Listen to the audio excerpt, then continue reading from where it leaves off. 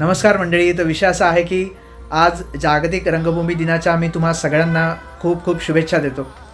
You know, मी जसा एक actor आहे ना, तसं तुम्ही पण ॲक्टर आहात माहिती आहे का. मग त्यासाठी तुम्हाला रंगभूमीवर जायची काही आवश्यकता नाही आहे, कारण प्रत्यक्ष आयुष्यातही तुम्ही नाटक करतच असतात. असं मी पण करत असतो, आपण सगळेच जण करत असतो. घरात असताना आपला काहीतरी एक वेगळा रोल असतो, समाजात आपण बाहेर फिरत असताना आपला एक वेगळा रोल असतो, कामाच्या ठिकाणी, म्हणजे प्रत्येक आयुष्यातल्या प्रत्येक टप्प्यावर प्रत्येक ठिकाणी आपला एक वेगळा रोल असतो आणि तो आपल्याला प्ले करावाच लागतो आणि दणक्यात करावा लागतो, आहे की नाही.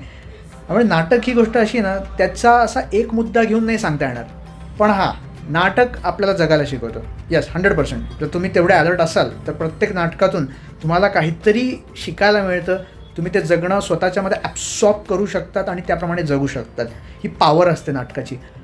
त्यामुळे आज जागतिक रंगभूमी दिनानिमित्त म्हणजे मी तुम्हाला सांगू इच्छितो की तुम्ही जो काय कामधंदा करत असाल तो पैशासाठी पोटापाण्यासाठी तुम्ही करत असाल, बेस्टच आहे. मी त्याबद्दल काहीच म्हणत नाही आहे, कारण नोकरीधंदा करणं हे तुम्हाला जगवतं, पण कला जी आहे ना, कला, साहित्य, नाटक, सिनेमा हे तुम्हाला आहे ना जगायला शिकवतं.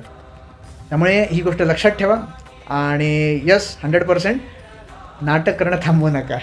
भेटूया लवकर नेक्स्ट रीलमध्ये.